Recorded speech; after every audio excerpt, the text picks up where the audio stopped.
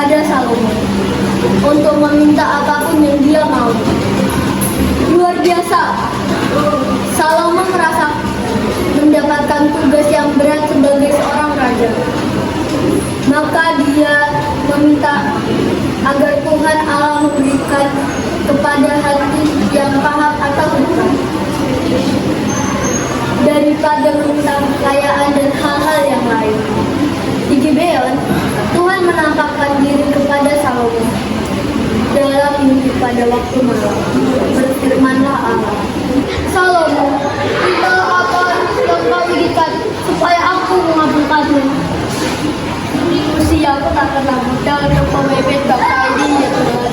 Saya ingin diberikan yang bijaksana untuk membedakan yang baik dan yang jahat, biar menjadi raja yang kebijaksanaan yang tinggi.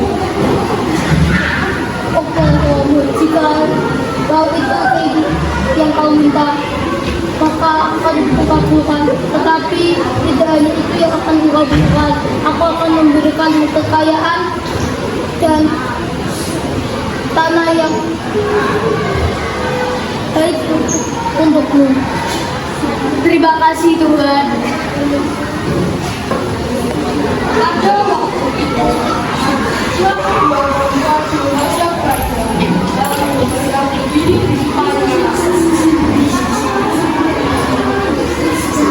Minggir kalian semua. Itu berikut. Tidak, itu berikut. Biar aja yang memutuskan. Ya Tuhan, aku dari rumah ini tinggal di rumah dan aku melahirkan seorang anak. Anak itu rumah ini sudah selamat. Ketika aku bangun pagi, aku mau menyusui, anak ini sudah mati. Ketika aku mengamati, ternyata anak ini bukan anak yang kulahirkan. Mati? Tidak, anakku lah yang hidup dan anakmu lah yang mati. Begitulah mereka bertengkar di depan raja. Seseorang berkata, anakku lah yang mati dan anakmu lah yang hidup. Yang lain berkata, bukan, anakmu lah yang mati, anakku lah yang hidup.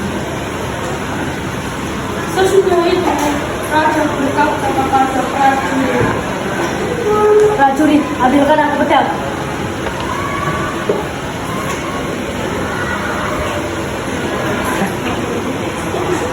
Penggalah anak itu menjadi dua bagian, dan yang setengahnya berikan kepada yang lain, dan yang setengahnya diberikan kepada yang lain.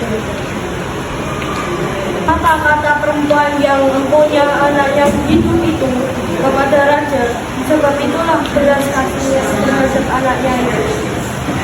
Ya Tuanku, berikanlah anak itu kepada dia, jangan sekali-sekali membunuh anakku itu.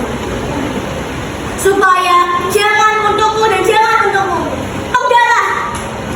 Jangan sekali-sekali Bapak Gaya berkata kepada ibu. Soalnya dia adalah ibu. Maka takutlah mereka kepada raja, sebab mereka melihat bahwa hikmat dari Tuhan pada Allah ada di dalam hati untuk melakukan keadilan.